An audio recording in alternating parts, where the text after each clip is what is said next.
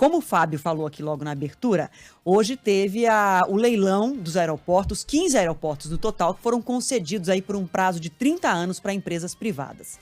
A joia da coroa, que era chamada assim, é o aeroporto de Congonhas, que é o segundo, aqui de São Paulo, né? O segundo maior aeroporto, mais movimentado aeroporto do país, mais de 20 milhões, 22 milhões de passageiros no ano, considerando aí números anteriores à pandemia, que era o movimento pleno do aeroporto de Congonhas, e, portanto, por isso Congonhas era tão disputado. Acabou que só uma empresa ofereceu proposta, mas com um ágio significativo.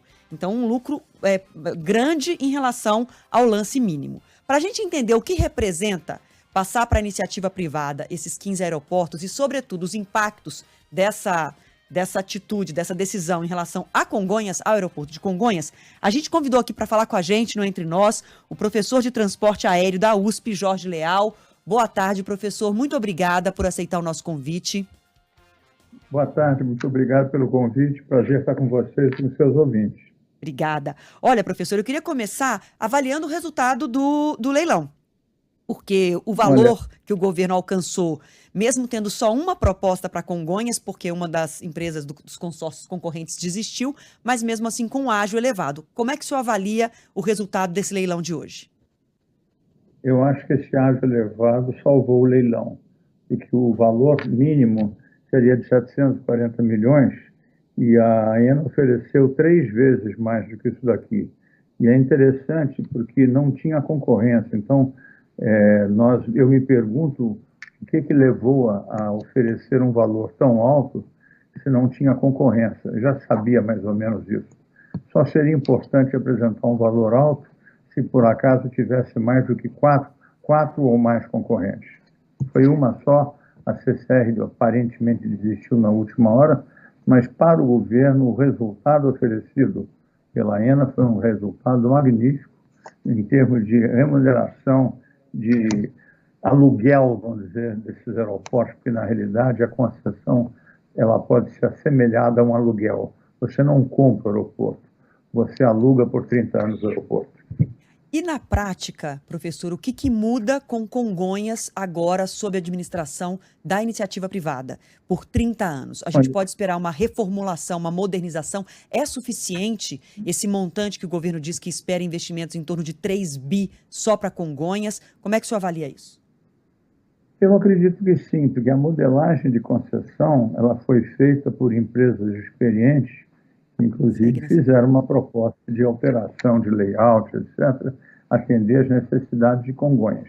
Elas poderão não ser aceitas, não são obrigatoriamente aceitas por quem ganhou pela AENA, ela poderá modificar, mas os princípios estão lá. A Associação Brasileira de Aviação Geral tem medo de ser tirada de Congonhas para substituir os voos de aviação geral por aviação executiva, por exemplo, aviões regulares, etc. É um receio, mas eu acho que tudo isso vai ser discutido com o tempo, com a concessionária. Não vamos esquecer que o governo federal, com muita propriedade, ele pegou a joia da coroa e incrustou essa joia numa coroa, vamos dizer, é uma coroa de um metal não muito valioso como o ouro, porque você tinha uma porção de aeroportos com menor valor que exigiam, vamos dizer, contrapartidas. Então, provavelmente o lucro, o resultado positivo que Congonhas vai dar, com certeza, vai compensar eventuais investimentos mais significativos nos demais aeroportos.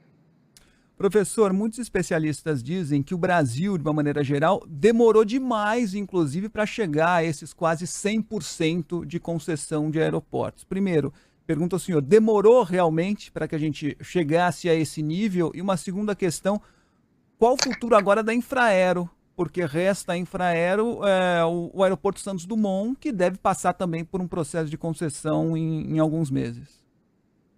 Nós tivemos a 7ª rodada agora, da qual foi tirado o aeroporto de Congonhas, a modelagem era diferente, foi tirado o aeroporto de Santos Dumont, desculpa. Santos Dumont estava com 2 ou 3 aeroportos de Minas, etc. Então foram mudadas as peças no tabuleiro. Na realidade, Galeão está sendo desenvolvido, então nós podemos esperar uma 8ª rodada, talvez, que tenha Santos Dumont e Galeão, talvez. Uma desvantagem de ter isso é que você impediria a competição entre os aeroportos. Aqui em São Paulo, nós vamos ter competição entre Guarulhos, entre Congonhas e entre Viracopos. De uma certa forma, atende uma parte do estado de São Paulo, mas também uma parte da nossa capital aqui. Tá? Agora, eu acho que houve uma demora grande de se passar a Infraero para a iniciativa privada, no sentido de que a Infraero ela não estimulava a competição entre os aeroportos. Era a única administradora, ela continha 63 aeroportos e administrava 95% ou um pouquinho mais do tráfego de transporte aéreo brasileiro. Então não tinha concorrência. Eu tinha pessoas que eu conheci que vinham de Portugal para fazer reunião em São Paulo e dependendo da hora que eles fossem chegar da época do ano, eles preferiam descer na Bahia, trocar de avião e descer em Congonhas do que vir direto para Guarulhos.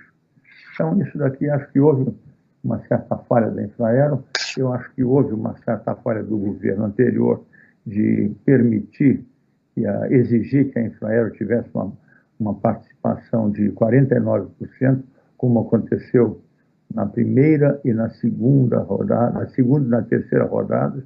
Na quarta já não houve tanto, eu acho, isso daqui.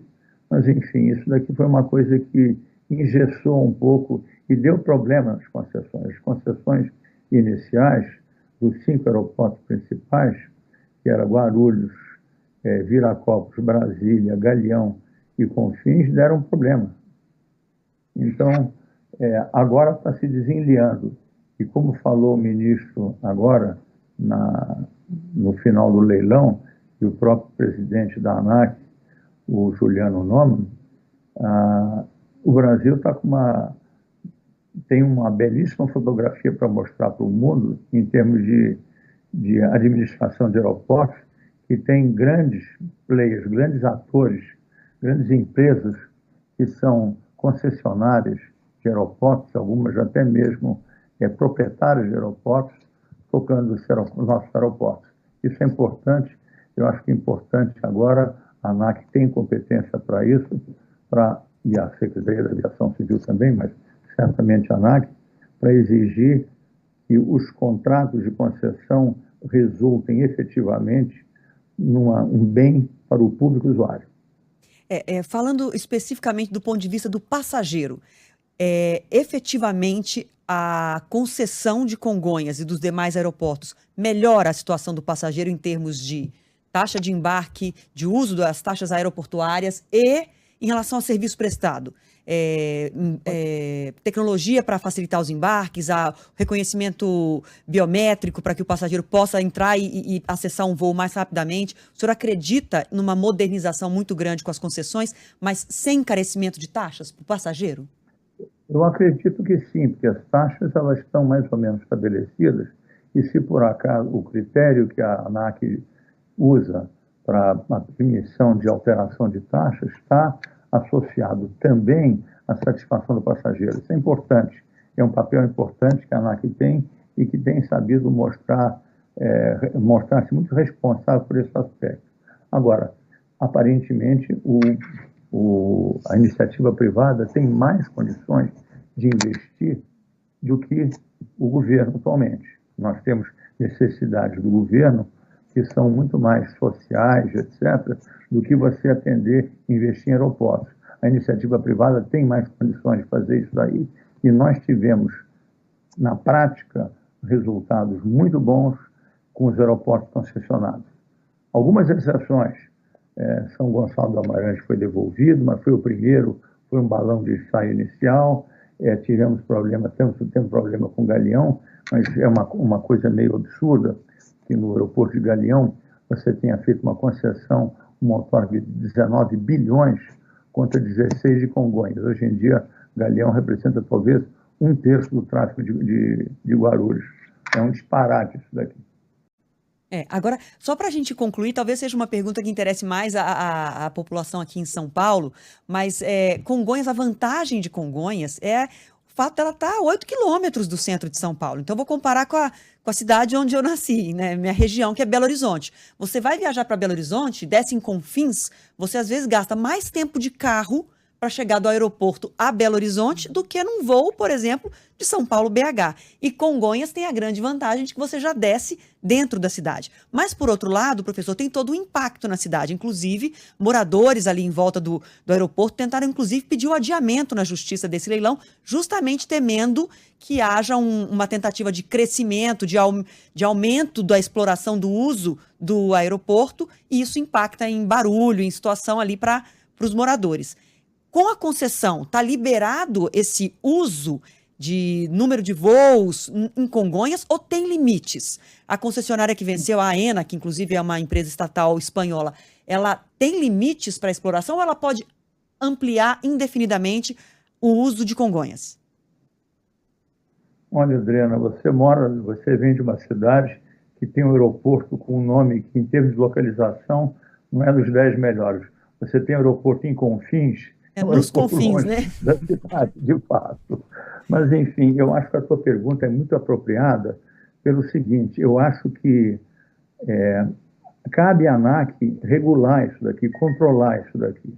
O aeroporto de Congonhas, depois do acidente que houve com a TAM, ele foi reduzido, limitaram a capacidade dele, limitaram o tamanho da pista. A pista continua tendo 1.850 metros pavimentados, mas declarado para você calcular peso de decolagem, ela foi reduzida para, se não me engano, 1.600, de forma a você ter 250 metros extra como segurança adicional. Isso o que fez? Permitiu que os aviões, fez com que os aviões tivessem que decolar com peso menor. Decolando com peso menor, você decola mais leve, você sobe mais leve, você vai mais longe.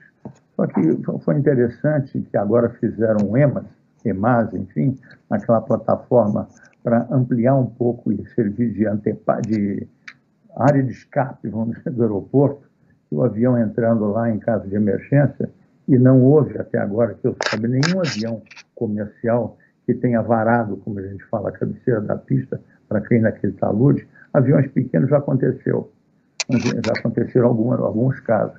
Mas, enfim, aquilo o que fez? Fez com que você começasse a aumentar o peso de decolagem. Hoje em dia você tem voos que saem daqui de São Paulo e vão para Fortaleza. São 3 horas de voo. Então ele sai pesado, ele sai fazendo mais barulho de fato. Então o controle, existem duas medidas principais que não ouvi ninguém aventar sobre elas, sobre a parte de ruído, que as pessoas reclamam muito. Uma delas é você, em vez de vir com um ângulo de 2% mais ou menos, é você se aproximar com um ângulo mais inclinado. O avião vem mais alto. O Embraer 195E2, quando foi para a feira de Farnborough agora, ele fez demonstração no aeroporto central de Londres, que fica no Tâmisa, onde são exigidas essas aproximações mais inclinadas, de forma a você gerar menos ruído. Isso é importante. Se você gera menos ruído na aterragem e consegue gerar menos ruído na decolagem, decolando mais leve, limitando o peso, você gera menos ruído. A outra alternativa de você mitigar o ruído no solo é você, em casos excepcionais e bem definidos, você criar, você fazer isolamento isolamento acústico em algumas regiões mais afetadas. Isso acontece lá fora, é uma coisa que exige um trabalho grande, uma análise grande, etc. Mas eu acho que nós temos, quer dizer, a nossa agência tem competência de verificar isso daqui. Agora, eu queria destacar uma coisa. Eu estava na diretoria da VASP, como assessor da presidência, quando nós inauguramos, em 1987, voltamos a ter jatos na ponte aérea. Foi em abril de 87. E eu organizei isso daqui, eu coordenei esse projeto, e no dia nós pedimos fazer análise de ruído, e nós comparamos o jato 737-300 com o Eletra, que era o grande campeão da ponte aérea. Nós verificamos que o ruído que ele gerava, por subir mais rápido, etc., era um ruído menor. Muito bem, no dia da inauguração, nós tivemos certamente pessoas representantes das associações de moradores. Haviam 2 pessoas que vieram conversar, nós conversamos com ele, e ao saber a profissão deles, eu destaco que talvez tenha sido uma exceção, mas eram 2 corretores de imóveis. Então, acho que tem interesse imobiliário, com certeza, mas nós temos, de fato, que defender o interesse da população em termos de diminuir o ruído. Isso, há medidas mitigadoras, como as que eu falei, para solucionar. mas nós temos que pensar também que, como você bem falou, só tem um aeroporto mais bem localizado em relação ao centro da cidade do que Congonhas, o aeroporto de Santos Dumont. É isso. Professor Jorge Leal, professor de transporte aéreo da USP, muito obrigada pela sua participação aqui no Entre Nós e muito bem lembrado, é uma questão de pensar na população que está em volta de Congonhas, dos passageiros como um todo e também em relação a acidentes, lembrando aí o acidente gravíssimo da TAM em 2007. Obrigada demais, viu, professor? Muito obrigado.